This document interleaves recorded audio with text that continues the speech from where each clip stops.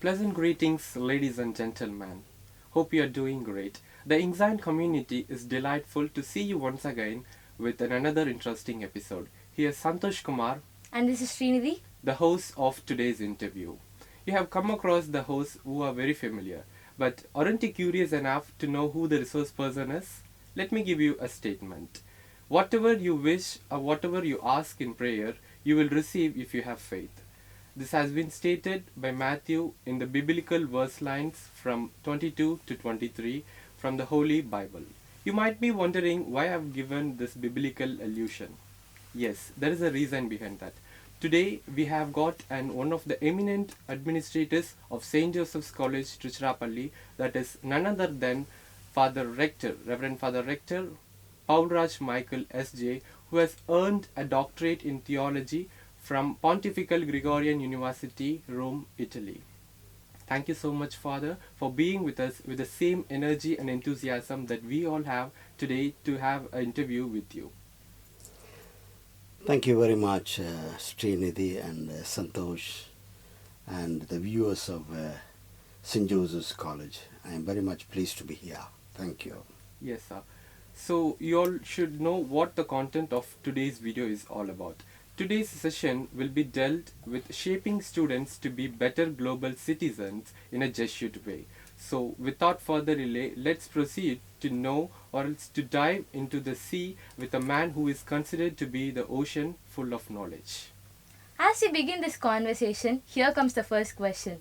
Father, about your journey from being an emeritus professor of spirituality at the Pontifical Gregorian University, Rome, to becoming the rector of St. Joseph's, how do you experience this transition?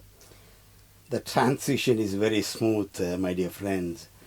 Actually, I never thought that I would come from Gregorian University to St. Joseph's College, being there, teaching theology, and then coming here to an administrative part of the Society of Jesus.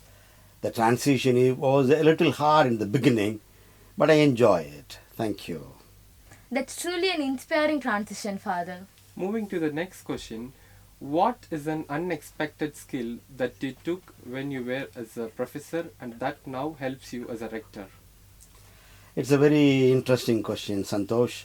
Actually, now you are teaching theology in Gregorian University, the oldest of the Jesuit order, and then all creamy layer students come into becoming cardinals, archbishops, bishops, and some popes, that type of a category of a university. And then coming here to St. Joseph's College also produced eminent people like Abdul Kalam and scientists and so many others, and also some bishops from St. Joseph's College.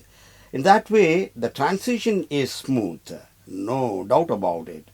But the only point is that I was a teaching professor there, going with the file, taking classes, and then coming back, guiding students, doctoral students.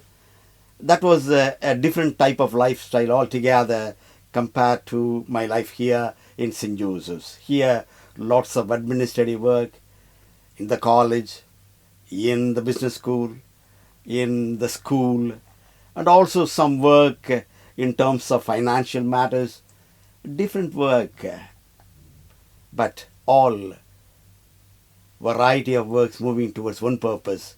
Everything is for the greater glory of God. Yes, Father, it's truly an authentic answer, and I have seen you everywhere wandering around with a lot of workloads and all those things. It's truly acceptable that you're a workaholic person. I suppose so. People say like that, and also sometimes they say that I am a go-getter, but that's what I am. Here comes the next question, Father. If you had to describe your teaching philosophy in one word, what would it be and why? A teaching philosophy. A teacher should be a good learner. A teacher should be a good student. That is my philosophy. That's a profound perspective, Father. It is simple yet powerful philosophy. Moving on to the next question, Father. You know that Jesuits are having a very long history when it comes to education worldwide. So what is one peculiarity that Jesuit education has when it is compared to some other institutions? There is a quality difference. I explain a little from the historical background.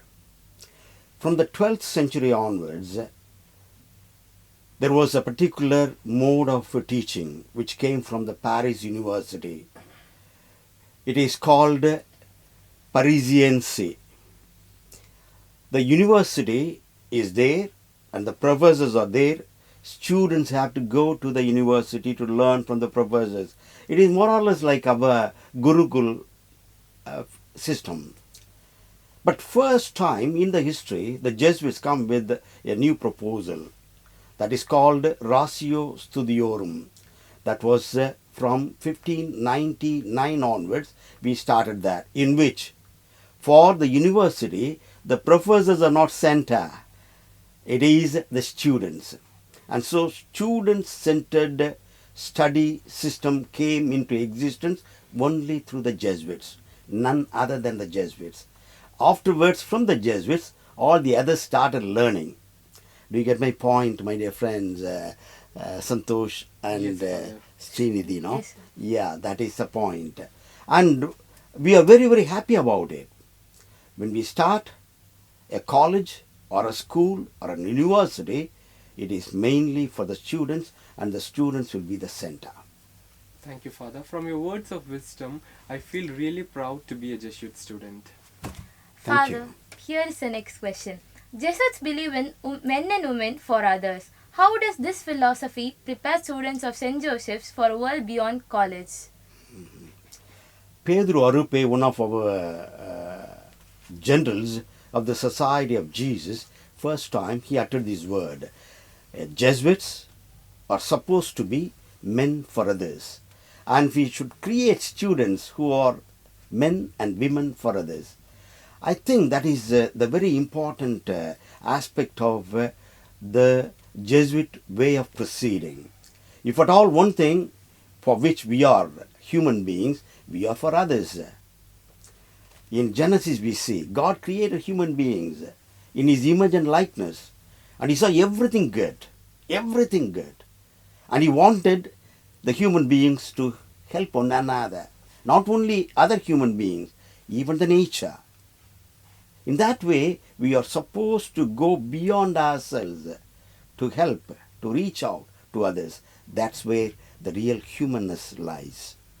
That's a beautiful insight, Father. It adds so much depth to education, not only shaping responsibilities and compassionate leaders. Viewers, I think you might have grabbed a cup of coffee, making yourself comfortable in a recliner to watch the rest of the video. The next question to you, Father, would be, do you think spirituality still has a relevance to the students when it is an age full of digitalism? Yeah, it's a very important contemporary question. Thanks, Santhosh, for asking me the question. I like to make a difference between religiosity and religiosity. Religiosity is no more an important factor. We should not divide ourselves in terms of religions. Religion divides, whereas spirituality unites. The word spiritualita comes from a Latin word which means that the world of spirits, where we all unite together. The human spirits unite together, and then they search for the ultimate truth. All human beings search for ultimate truth, for which religions may help, but that is not the end. Religions are only the means. In that way, my dear friends, the students, contemporary students, youth, they are in search of truth, for which spirituality is the right way, not the religions. Fantabulous, Father. Thank you so much for the answer. From here onwards, I would always be embracing the spirituality up to the core. Catching up the trend in a world of AI and social media, do you think students are more connected or more isolated, Father? Artificial intelligence, any new innovative element come into the society at large, there is always a kind of a resistance. For example, from the agricultural society, industrial revolution came into, there was a kind of a resistance. It is always there. Artificial intelligence is another beautiful way through which we can move further ahead. Only thing is that there should be a certain caution in using artificial intelligence. You might have read the famous article of Yuval Harari. He says we have to use artificial intelligence, but artificial intelligence should not go beyond the human ethos. In that way, whatever new elements come into, we should embrace with open heart and mind. The word innovation itself, my dear friends, it comes from the Latin word innovatio, means something new, create something new. Nova means new. Innovatio means create something new. But never forget the tradition. So, tradition with modernity is a way that is the right way. And artificial intelligence is one of the ways in which we are becoming new creatures, new human beings for the good of others. That's a thought-provoking point, Father. That's interesting how technology connects us. Yeah. Srinidhi, I suppose you wouldn't mind if I grab the opportunity to ask the next question to Father. Father, what's one small but powerful habit that each and every Josephite should develop to become a better global citizen? There are so many qualities, my dear friends. But one of the best qualities which I want the Josephites to have is we should have a heart to discern properly. That is the best quality, I would say. Discerning for the good of others. The word discernment is a very powerful word which Ignatius uses in his small tiny book. You might not have seen that book. It is called The Spiritual Exercises. In that he says, we have to search for and find out the will of God. A Josephite, by learning here in this temple of great learning, 181 years of history, should go out of St. Joseph's campus saying that they are men and women of discernment. They have a heart to discern. Discerning not only between the good and evil, between two possible goods, they have to choose the right, better choice. That's what the Jesuits are called for to teach in St. Joseph's College, like our institution. I tell you, my dear friends, when we become a truly man or a woman having a heart to discern, I tell you, the world will be a better place for human beings to live.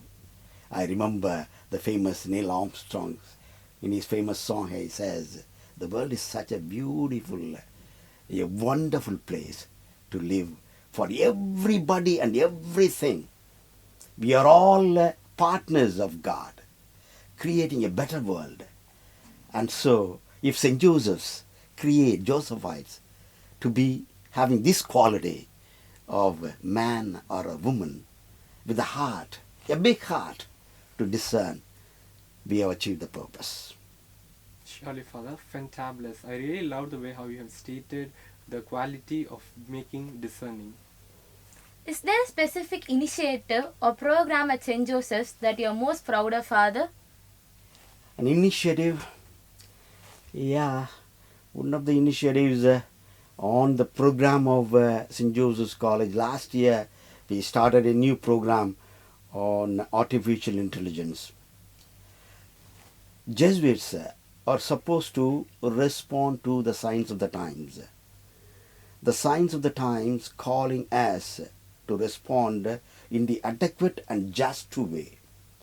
And one of the adequate ways in which we are responding to the contemporary society is through this famous and a wonderful technique called artificial intelligence. And so, when I took over as rector of these famous St. Joseph's institutions, I said to myself that we have to respond adequately. And one of the ways is having a program like artificial intelligence and machine learning. And another program also I have in my mind, that is something we ought to respond to the agricultural society. I have another dream that we, Jesuits of St. Joseph's College, should respond by having an agricultural university or a research center for agriculture.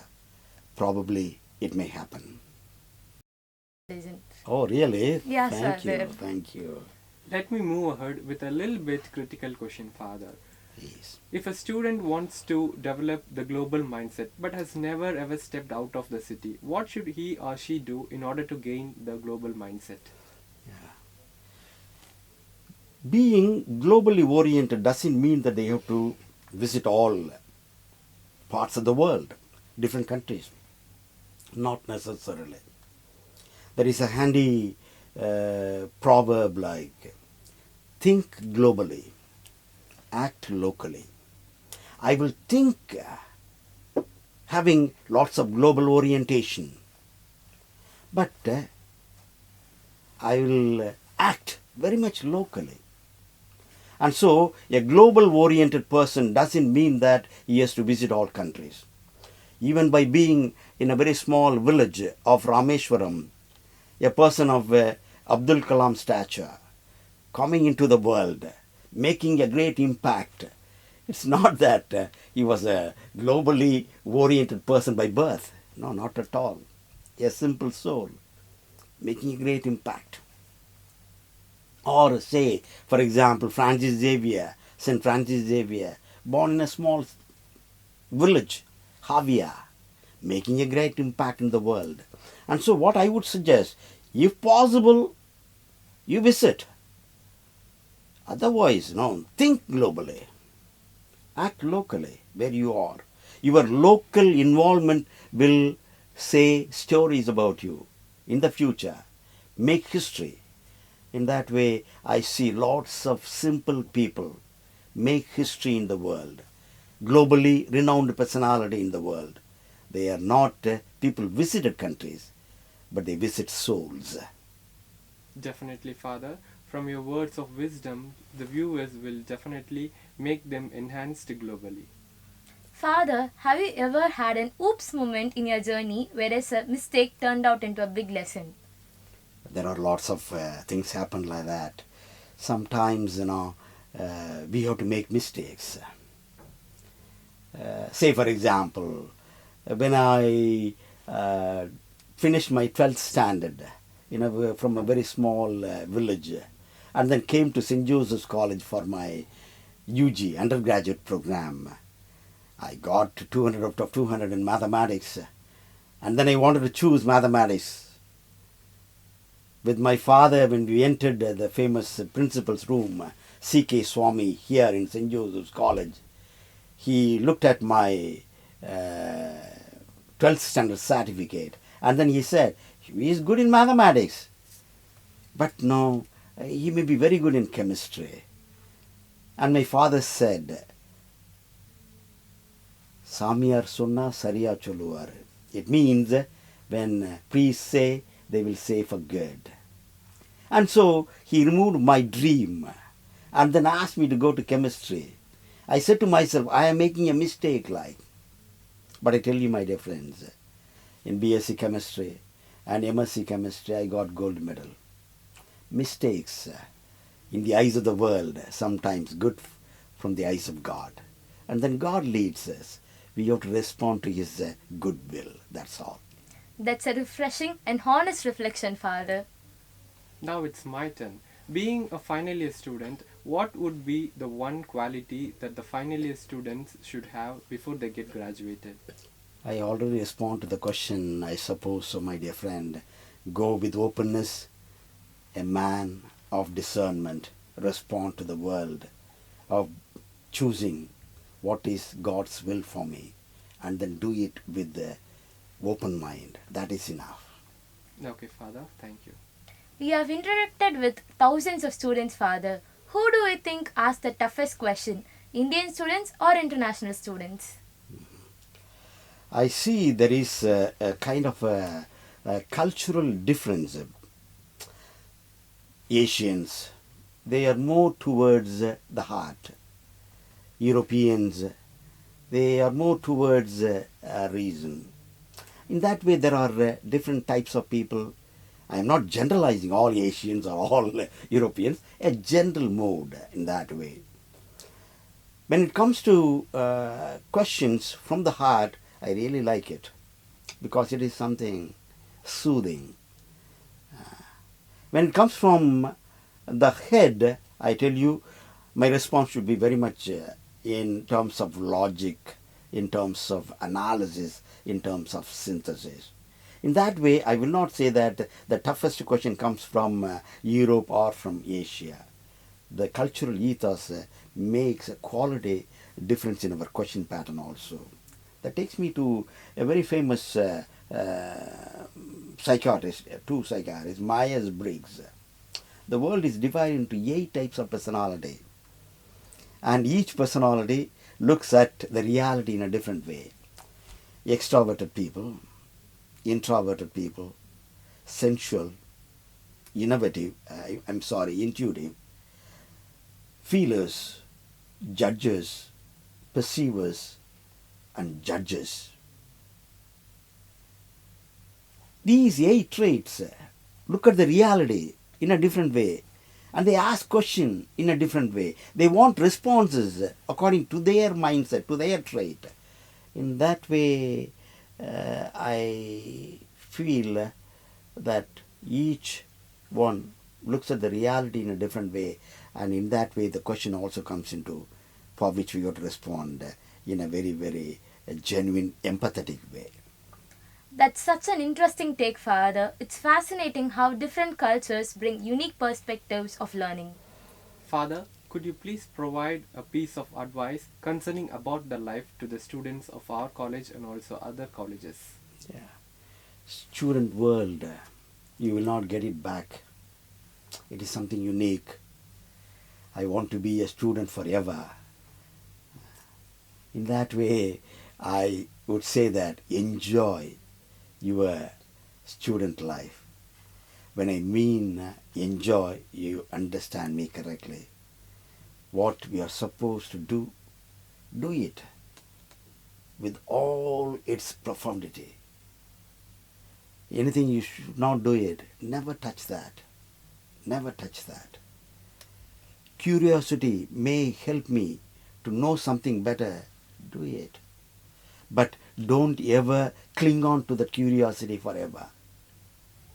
And so, my sincere suggestion to our student community of St. Joseph's College and others, enjoy your life. You will not get it back. Be happy. From your experience, it is really comprehended that you too have enjoyed your life. Sure. Hopefully, we also would enjoy the life. Sure. Thank you. If you had to describe St. Joseph's in 3 words, what would be, Father? It is in our motto, pro bono et vero. It means for the good and for the true. My dear friends, this motto is something unique for us. A student of St. Joseph's College, a professor of St. Joseph's College, or a Jesuit of St. Joseph's College should have these 2 pillars, truth and goodness. When we are truthful to ourselves and to the society, and when we are good to ourselves and to society, we make a quality difference, and that difference is called for from a Josephite. That's a powerful way to sum it up, Father. 3 words that captures the essence of St. Joseph's, and it values its instilled in every student.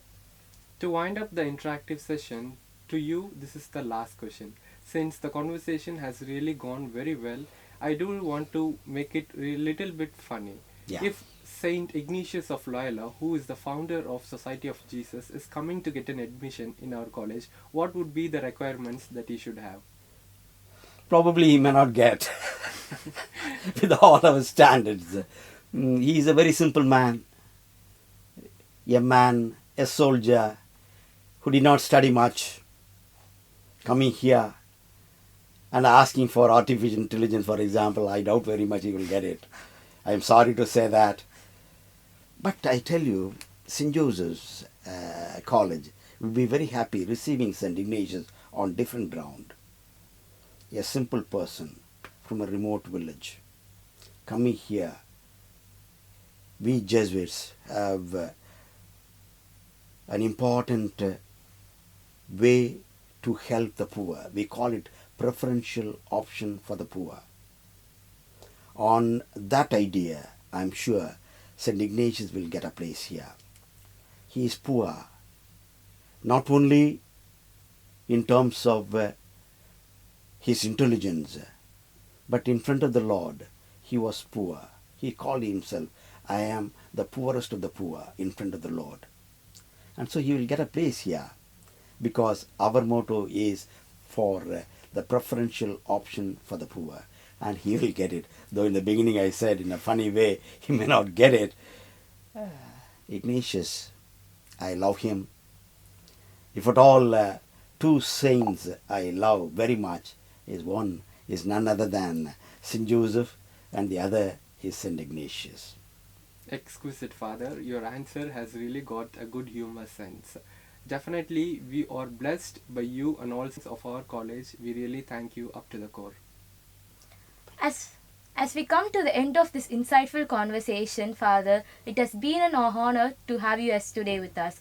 Thank you for sharing your time and thoughts with us, and to all our INCZine viewers, thank you for tuning in. Stay curious, stay inspiring as always, and keep learning. This is Srinidhi. And this is Santhosh Kumar Signing off.